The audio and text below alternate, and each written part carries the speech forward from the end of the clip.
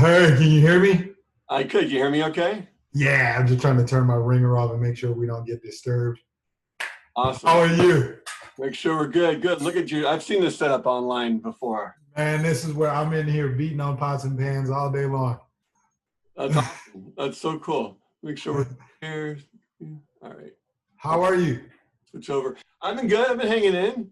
Yeah, You know, sky's crazy. everything's crazy. Nothing's unbelievable anymore. It's like they're Right. coming to an end on a daily basis, and we're just like, Living in a science fiction novel. yeah. Yeah. True. It's crazy. It's nice to have the music. It helps. Absolutely. But you're smiling. You're holding up okay? Yeah, I'm good. Just kind of burying myself in work to not really deal with everything that's going on outside all the time, Yeah. So we're just working on a bunch of stuff. We got another double record coming for next summer. So just been banging that out, and it's crazy. So yeah, that keeps me happy. I have a big smile most days because I get to wake up and I don't have to like 4 a.m. wake up call to get to the next gig, and I Right. can just build the music. Right. Well, that's so. How much time is spent in that room? Most time.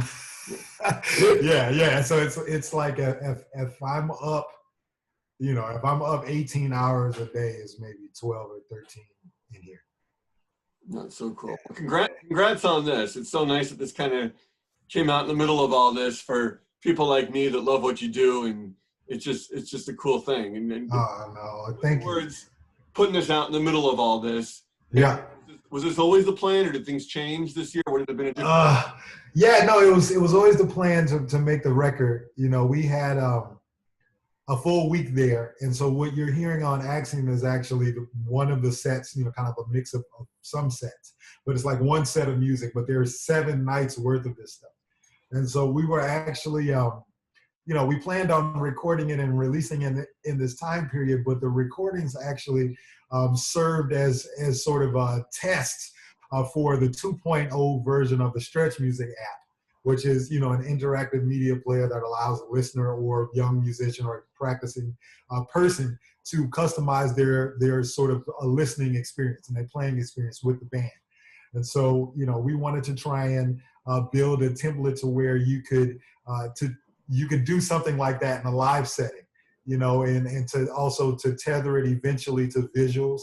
So, I don't want to give away too much IP here, but we're working on some really cool stuff. I bet that's cool. Just since you mentioned visuals, just the visuals, Yeah. just the cover and the photos of you as part of this, they're just gorgeously done. How much fun do you have with that side of things? That becomes a big part of the package, no matter what.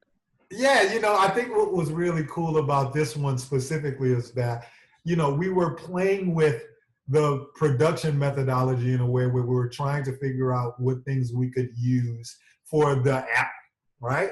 Right. But we also wanted to create an experience for a live record that was very different than all of the live records that I've heard. The record is actually built from the listener actually having the perspective of a band member. So when you listen to it, you're actually on the bandstand with us. And that took quite a bit of time to try and figure out how to make a mix of a live record feel that way, but you really feel like you're a part of it. And so we basically have been playing with this like studio record versus live record energy. And so the images that we've been using, the imagery is also kind of hearkening to that. Because clearly it's not a shot of me on the Blue Note stage, right? It's like a shot that was taken preceding those recordings. And so, but we wanted to sort of point to the fact that like it was happening in a way where you're boxed in. So there's all these concentric squares that wrap this really beautiful, I think, arresting image that Eric Ryan Anderson took of me. So all of it is there's a method behind the madness for all of it. That's so cool. Now you'll probably name a few others after I tell you this, but other than maybe Herbie or somebody, I can't think of artists that are so conscious of the past and pay tribute to the past, but are always looking so towards the future at the same time with your work and with technology. It's a pretty cool thing. Just being in that place, you must be conscious of that, and that's obviously drives you for what you're doing. Yeah, I think about it all the time, because I think specifically for this culture of music, more often than not, the most common associations are tethered to the past. And sort of this idea and this notion that the greatest compositions in jazz, if you prefer to use that terminology or term, come from the things that have already been created. But, you know, I think in a sort of undercurrent to that feeling and, you know, thought process, you know, part of that includes the idea that someone from our generation or a person like me could never contribute the types of things that were contributed in the past. And I have found that the more experiences that I have with my elders and people that come from that time period, they are completely floored and captivated and riveted by all the things that we're creating and that we are coupling with the contributions of the past. So we're very intentional about it. Like, obviously I talked about the app and the technology, but it's like, you know, I have my horns here, you know, like this instrument is a hybrid of a cornet and a flugelhorn. It's called a sirenet, right? It's an instrument that I created. Behind it is another really cool instrument. This one is the first Adjuah trumpet, right? Now, usually when I'm with my elders and they see these instruments, you know, they're like, what are you doing twisting those horns up or whatever that energy is, you know? But when I'm with children, the reaction is completely different. They see it as something they've never seen before. They automatically feel that, you know, like it's something that they authored, right? So this allows me, the shape of this instrument, obviously this is done for, you know, practical reasons and sound, but because it is in a new frame that is obviously tethered to the past, but in a new frame, it allows the younger generation to feel that they're a part of what they're experiencing and they're seeing. And that, in this moment, I think is paramountly important. I mean, when you look at what's going on outside right now, you know, we're in a moment where we have to reevaluate everything. And so that doesn't just relate with how we interact with and treat each other. That also has to do with the things that come from the past and their recapitulations in the modern context. Mm-hmm. And I've seen your face when you're with those kids and you're showing off. Oh. And I'm so excited, you know. It's just as much of a great experience for you as it is for them. It seems the little I've seen of that, but yeah. Mm-hmm. Yeah. I mean, I just love having the opportunity to, you know, to learn and to grow from them as well. And the things that I learned from, you know, the children that we work with the Guardians Institute or if it's Orleans Parish, you know, the schools there and everything. You know, I can't wait to apply those things in my work context, in my band context, you know, there wouldn't be, a lot of this stuff wouldn't exist if it wasn't, you know, for me, maybe holding on to some of the things that I imagined as a child. And so I think it's really important that we make sure that we're always seeing their perspectives because, you know, they haven't been conditioned into seeing a certain way. So they actually do see. So, you know, to me, I think that's the greatest gift that we have at the time that we have with the little ones when they're still small. Now, you haven't done a lot of live records. How important is it for you to, when you document something like that, you know, this is for life, you're documenting this show. Is it responsibility there? You think of some of the great jazz, you know, live records of all time, and a lot of artists' greatest records are their live records when you look back at their discography. So catalogs. Do you feel the weight of that when you put out something like this?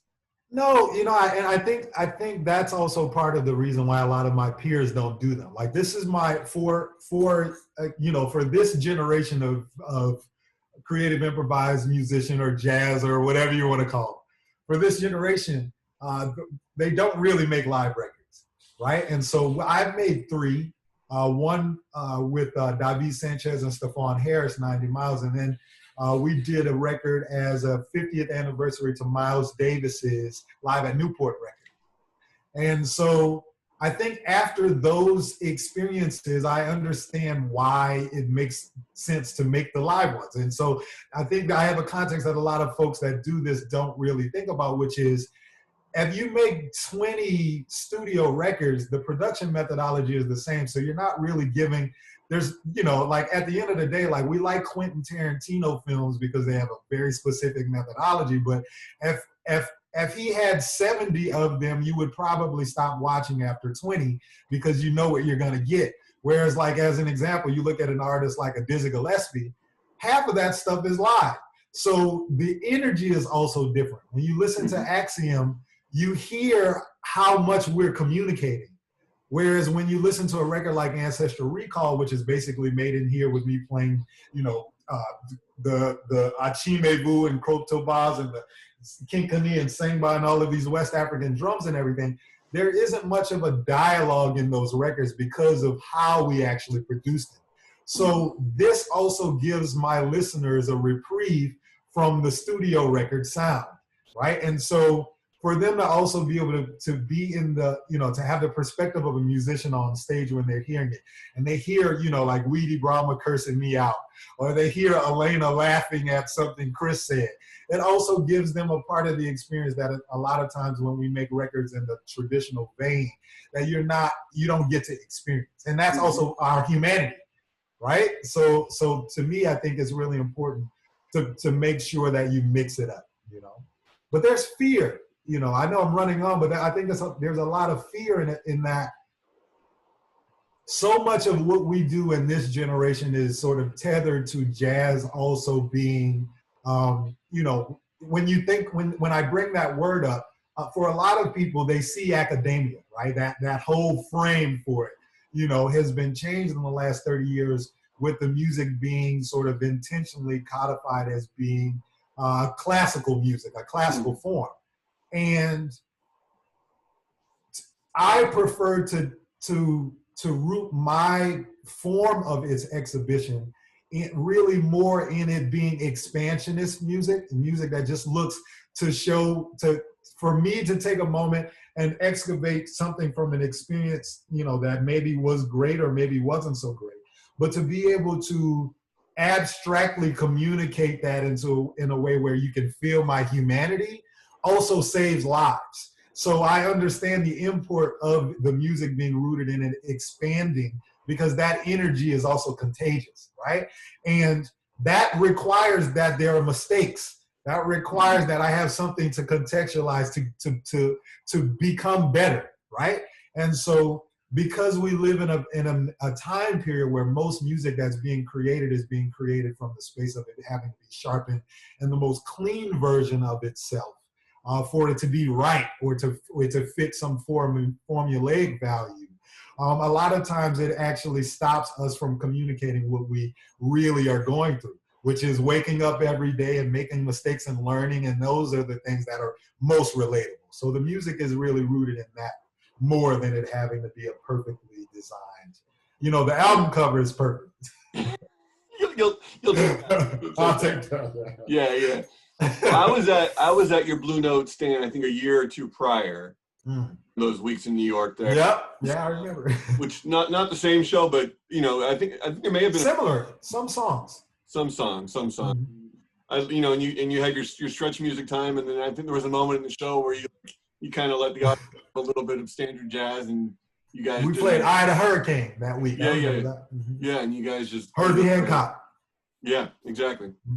And I love the education you give the audience when you're willing to kind of stop the music and actually talk, and everyone's kind of rapt and everyone listens, and it's fascinating. I get an education from you every time I talk to you or so I appreciate that. And it's mutual love. I just so grateful for you. You know, you're one of our guardian angels in this music out here, and you know, it really is important. And I know this, like, obviously everyone's always like the appropriate forums, but every time I see you, I thank you and I squeeze you, because I know what you mean to us, because it's important for this music to also have a space in the conversation of what's going on now, you know, and I think a lot of times because so much about how we perceive and deal with music is sort of wrapped up in a sort of Western sense, in that, you know, the things that have the most coverage or the largest brands are usually equated to having the most value.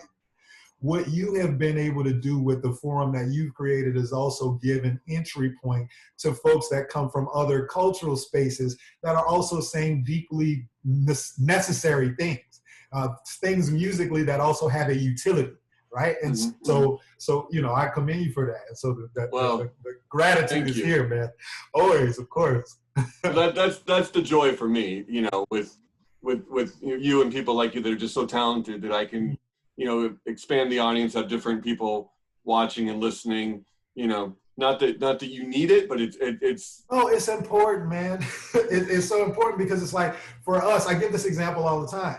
Like, you may have someone here, like, and this is changing now because of our work, but like a person like Thundercat or Robert Glasper, these sort of characters, where, you know, for maybe a 15-year period, when they play in America, more often than not, they're relegated to playing in smaller environments because the status of the music is perceived differently. But these guys are on billboards. You know, you may go to Tokyo and see me on a billboard. Sure. But I'm walking around LA proper and it's just like, okay, that guy's swag is good, but they don't know who I am, right? Or so we go through those moments and we laugh about them sometimes because the brands are amazing brands globally, but at home we don't enjoy the same things, right? Right. So you know, for you to be able to create a lane for us to be able to deal with this music and to speak about what the music is about as well, you know, is deeply important because more often than not, we're enduring a space where, you know, you're almost being dealt with in a way where you should like put a muzzle on it once you start to talk about what jazz is actually about, right? So these forums are they're paramount to this music enjoying the type of equity that everyone is fighting for at this moment. So Yeah, I'm grateful. Well, it's certainly my pleasure, and you know, it's exciting to me to be able to do that. Obviously, else I wouldn't be doing it. It's the joy. It's the joy. The music is also part of it, right? Yeah. It's just you know, at the heart of it, I love the music, and then everything else. Thankfully, I have to contribute in that way just because of that. So that's cool. That's cool. Yeah, absolutely. But nah, man, we just been having fun. You know, I feel like whenever we have these conversations, we're just catching up. You know, right. But yeah, we're just having fun. It's true. Man. I can talk to you for hours and listen to you talk for hours. So either way. And plus it's fun playing this stuff for my kids and driving the car with my daughter and like the intro to something like West of the West, and that's like, okay. She can listen to that and think of the music differently after hearing what you have to say about it and stuff like that. Right. So the experience. Yeah. No, it's good. It's you know, I did an interview earlier today and we were kind of talking about like, you know, the children thing comes up a lot with my music because I try to make, you know, we're really intentional about going into the spaces where younger generation can actually access this stuff. Because, you know, I think more often than not, the larger issue that this culture of music has really faced is the limited amount of narratives that you are eligible for if you actually pursue the music, you know, in terms of people's perception of who you are. And so even a story like the one that you're speaking to here, which is about me moving to Los Angeles for the first time and buying a place on Sunset Boulevard and being in that environment and immediately being made aware of the fact that I was the only person of my type that was in that space, you know, it's important for younger people to also hear those experiences and to hear them from a space where, you know, it's an accurate appraisal of what is actually going on and what so many people endure and actually go through, but it's still really rooted in us trying to figure out a way to interact and to be together, you know? So, you know, I appreciate any moment where the parents are sharing with the younger generation as well with this stuff. You know, they have to know we're cool too. It's true. Well, my kids ask me and they seek it out, thankfully. So it's good. Oh man. You know, what are you listening to? What do you allow yourself to listen to while you're making music? Man, I mean, I don't really stop. You know, whenever I'm not producing anything, my ear is always kind of digging into something. You know, I've been listening to a lot of Ishmael Rivera. You know, who's like the great salsalero. You know, and, you know, obviously my music is related to that New Orleanian music and Cuban music. You know, the music that comes from the sort of Afro-Caribbean diaspora is all heavily related in terms of how it's put together, its components. Sure. And, you know, I've been listening to a lot of his catalog and really just studying his sound and that, you know, he really is one of the first guys that is able to sort of cross the clave in terms of how he rides the rhythms. And you know, I'm just trying to apply those principles to my playing, but also to Black Indian music. music of my culture in New Orleans. You know, I was just coordinated as chief a few years ago, and one of the expectations is that the chief sings his neighborhood through the entire city. So, you know, so I'm starting to develop things, but I also want to contribute something new to it. So we're reaching back to grab something older to contribute to what's going on in the future. So that's really the main stuff that I've been listening to. You know, listening to a lot of Weedy Brahma's music, because he's making a record that's coming out on Stretch Music. So I've been learning from my brother Weedy a lot. But those are records that I listen to. I wake up and listen to it every day. And then also a new record. Well, it's not a new record, excuse me. It's a Don Cherry record called Om Shanty Om, which wasn't previously released. Apparently, like they just found this record recently. But it's so perfect for this time period. And so, you know, it's almost like it existed in like a time capsule, and we unearthed it in a moment where we really need it. And I recommend anyone that can get online to find that record and listen to it. You'll find that the record is built with an incredible communal sound, and they're singing, and just the energy of it, you know, shows you why being around other people, you know, is so important and can be beautiful when we have those moments again. So that's really what I've been digging into and listening to. Yeah. Well, if there's any silver linings to a year like this, is all the music that helps, that speaks to it, that new music will be created that'll be hopefully eternal from this period, from whatever anger, hope, but it's going to come out of this year. You know, hopefully this won't be, well, it's always a forever thing, but you know what I mean? Yeah, well, it's like the 20s are back. Yeah. You know, and that's the thing, is like, you know, we just did the Centennial Trilogy a couple years ago. You covered it, we talked about it.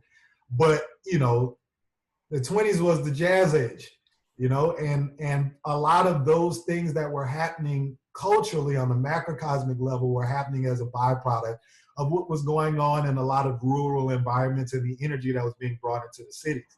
You know, obviously there was a pandemic preceding that moment as well. So I think we are going to, you know, enjoy a moment of, you know, a lot of things will be being birthed in the next decade. I think that we will be, that we'll be tethered to for the next 100 years, hopefully. Yeah. But the music that's coming is going to be a monster. You know that. Yeah.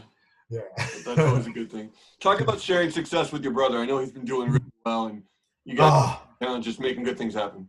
Oh man, my brother is just, you know, he's the hardest working person that I know, and I don't take any days off, you know. So it's like, and I think we feed each other that energy, you know. When you wake up every day and you know that there's someone that's also going to work really hard to try and build things, you know, that are built in a way that makes sense based on what you've seen, you know. My brother is really intentional about like picking the right projects and saying the right things, you know, while he's been developing different things. He's, you know, so for people that don't know, my brother's name is Kyle Adrian Scott. He's a writer, director, you know, but before that, he was a visual artist. He went to the Cooper Union for visual arts, graduated at the top of his class with Spike Lee's assistant director and assistant teacher, you know, at NYU. So he has a very mixed sort of pedigree and an art background, but also a writing and directorial background. But, you know, this year they did David Makes Man, which was on the OWN network. You can see that on HBO Max. You know, they were lauded for it. You know, Kyle, you know, they won a Peabody Award for the show this year. You know, the same year my brother won an NAACP award for Best Direction for what he did with the Bobby Brown story. And essentially, you know, a lot of people, part of the reason they love that document is because it takes the story of a man that a lot of people try to conclude about, that didn't really understand this man's walk and his path, and humanized him and showed the intention in a lot of those actions. So his ability to be able to take narrative and to root it in a way where you can see the synergy between your experience and the experiences of the folks that he's writing to, I think is really one of his greatest assets. So, you know, to be able to share at a time like that and learn from him is just like, I really feel like I'm the luckiest guy on the planet, because, you know, I learned my ABCs with him. And, you know, and a lot of times, you know, people don't think about the fact with identical twins, you know, like let's say he had his ABCs together better than I did at a moment. He's not going to move on until I catch up. And so I think as as an example for how to relate to people. You know, I don't have a context where I never shared because I'm a twin. And when I see the utility of that type of mode of operating in other spaces, you know, that's part of what I reevaluate every day is the notion of how we interact with each other. And the breadth of experiences that I had with a person where I was in moments forced to share, but what it breeds and what it builds in terms of how I relate to people now, you know. And so I think those ideas that you learn in those moments are really, there's a necessity for that in this moment because we're seeing what the world looks like if you are connected to so the more give me, mine energy. And so, you know, it's hard to really put into words what his work means in this moment because of especially David Makes Man and Terrell and what it is that they've built and written, especially for the time period that we're going through. So I think I'm the luckiest guy on the planet. Yeah, talented brothers, that's for sure. Yeah, absolutely. Kyle is, you know, literally every day he's building something. And the novel he's working on right now, he's building his first novel. It's just like, it's stirring and one of the most appropriate forums in terms of the right way to articulate some of the questions that need to be raised about where we live. And so, you know, seeing him do that has been really, really amazing. Very cool, very cool. That was my wife, an extra colleague. I would have had her say hello. But... Oh no, I'm sorry. I know I just like started. I didn't know when we started. No, she thought I was yelling for her. She forgot. Okay. You. Everyone's well aware that I was talking to you today because I was excited about it. Oh man, well that's mutual in my home too. So, thank you very much. Thank you very much. Just your hopes and dreams for the rest of this year because this has been a tough year, and I know everything that's been going on has probably affected your art, affected you personally. Because I've always looked at you as an optimistic guy with all this. Just absolutely. Just kind of your hopes and dreams that we can kind of grab onto. Yeah, I the hope in the short term is that we develop the ability to become more susceptible to fact in this land. That's the main hope. You know, I think so much of what we go through and what has happened and the energy that has been built in this moment, you know, you're entitled to your own opinion, but not your own facts, you know? And the thing for me is there's so many issues that come up because most of the information that's being disseminated to you is being disseminated to you in only through the channels that make sense for what you have told these devices you like, right? And those things can be very dangerous, right? Because it allows you to otherize and marginalize communities without actually having any experiences with them. And so part of the reason we're in this space where we are refighting fights that, you know, these are issues that people died for. These are not, and are still dying for. This is not, you know, this is not new all the in time. the space. Exactly what you're saying. Yeah, this is not, these are not new issues. But the reason that we have to have the argument from step one is because the information that is being disseminated to you more often than not is only coming out of your cult or class or space or whatever spaces you choose to deal in. And so part of what we do with our music, stretch music obviously is genre blind music, but it is intentionally genre blind in that we understand the necessity to create music that says, though, if I marry the production tech methodology of indie rock music and something like a band like Radiohead, with something that comes with a vernacular type that comes from an Indian raga, with the fervor of the Delta blues and the rhythms of the Saramakan, and what am I saying? I'm saying that all of those people are compatible. All of those spaces are compatible. Yes, we are different, but the issue is always that when you place a value distinction on the differences, and those things are usually a byproduct of the stories that are around you, what you accept. So I would like, my hope is that in the very near future, that we create an environment that is that has equity for everyone, that sees everyone, and that stops placing value distinctions on these things, and that is tethered to fact being a real thing. and not just accepting what's being projected to you. Mm-hmm. That's always a great frustration, but you summed it up. And I think you do have that pride, and I know you should have the pride in being an important role in working through all that and erasing that and changing that, what's going on. That's well, yeah, because everyone feels that way. That's the other thing about it in this moment, right? And you know I get in my modes where I get long-winded, but I think it's important to comprehensively answer and deal with a lot of these things. The fervor that you feel outside and the ire that exists in this moment is not just coming from one cultural perspective. It's coming from all of them at the same time, which also tells you that there's a lot going on here that needs to be reevaluated, you know?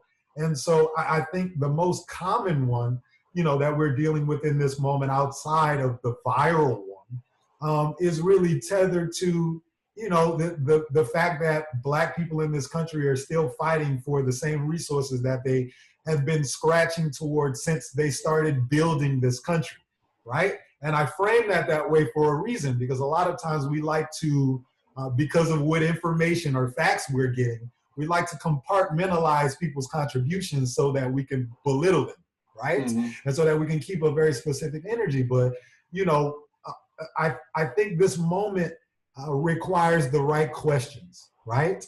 And even in terms of the idea of this concept of race and how we interact with it, where did that start? Who taught that? Why did they teach that? Why were you conditioned into whiteness? Just as an example, how do you take a person that comes here and it was a Celt or an Armenian person or a Russian person or an Italian person, and within one generation conscribe them into whiteness? Where does that start? Does it start at Bacon's Rebellion? We know that this is an instance where white European descent indentured servants and African descent indentured servants and slaves unified to fight the ruling class together. And so there was a necessity to codify a caste system based on color that would make sure that those people would always stay enemies, even though they were enduring the same realities. Mm-hmm. So it's not just important for me and mine, if you want to view things that way, to reevaluate and to try and figure out the best arguments, but it's also important for people, as an example, that believe or have been conditioned into thinking they are white, to appraise that reality and to understand that they're on a fundamental level, that there are a lot of issues with that energy, right? And so I give this example a lot of the time. I grew up in the Ninth Ward.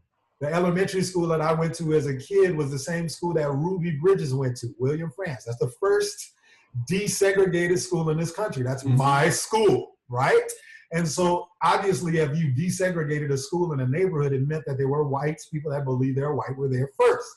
So by the time I'm growing up there, the neighborhood is a mixed neighborhood. I'm just giving this example because it's very important. It's a mixed neighborhood when I get there. The issue is you have people that believe they're white, people that believe they're Black because they've been, you know, they've been forced into this sort of dualist sort of identity that you have to have in America. And the white family is food insecure. The Black family is food insecure. The white family is sending their kid to school and he's being undereducated, and the Black family is sending their kid to school and he's being undereducated. But they can't change any of it because they can't build a voting bloc because they disagree, because they're supposed to be enemies. Because they've accepted this topical difference, they refuse to see their own reality. And to me, that is the perfect metaphor for what we're going through in America, right? Imagine what this place could actually be if we actually took the time to acknowledge the fact that we all have needs that need to get met. And the people that have been projected as nemesis to you and those needs never were. So that's the thinking that I'm hoping for in this moment. And I'm hoping for it too. And yes, sir. Clear when you I was like, why the hell not? Yeah. Well, yeah, but the thing is and I'm going to try and keep this short, but the most important component of this is why. It's like when you read like when you're literally in a space where you're reading the Bill of Rights, you're reading any of these, all of those documents are preceded by other documents, right? And when you read about the founding fathers and their ideas of how to rule, just an idea like, okay, well, if you're going to build a municipality and a local government, Don't have the best candidate lead them. Have someone that's terrible lead them so that they will revere you for being great. Like this stuff, the seeds of a lot of this stuff is really, really like, this is not, the American Republic is not built without thought. Sure. It was built with very specific ideas in place, and the utility of those ideas and the time for when those ideas made sense has passed. And so it just needs to be an update. Like, I think a lot of times people look, I'm a person that de-Westernized my name. I wear a con jewelry and all these things. And people, you know me, but a lot of people think that I'm either angry or sensationalist or any of these things. Everything that I've ever said has always been tethered to loving energy. The point that I've always been making is, when we're looking at this place and we are appraising it, an accurate appraisal requires that we are realists about what actually happened to move forward. I'm not a person that's interested in revolution so much as reformation. I think you will find that most Black American citizens in this place, they don't abhor America, they built it, and they're not confused about building it either. They understand that. What they want is to be able to walk around and smell the roses without getting cracked in the head or murdered for melanin. So, I think these are simple ideas. It just means that we have to take the time to sort of actually sit with them and evaluate them for ourselves. Exactly. Yeah. Well said and well put and right on. Yeah. My brother, right on. Miles Davis, right on, right on. Right on. Oh man, I can talk to you all day. When this is all done, let's go out and actually talk for real. Yeah, let's do it. Man, let's do it. It's going to be so fun. And I got just the spot for it too, because I've been trying to find little hideaways, when I'm not in here beating on, Kinkany and everything, these drums, So well, keep doing your thing. We'll all be the better for it. So whatever you got to do for yourself and for us, it's a good thing. Yes, sir. On it. Yeah. My brother. Well, real pleasure talking to you. The pleasure is mine. Always. You're the best, and I can listen to you talk all day. I just let you talk today because that's what this is about. I appreciate you. Yeah. Sometimes I feel like I should be, Say it one more time.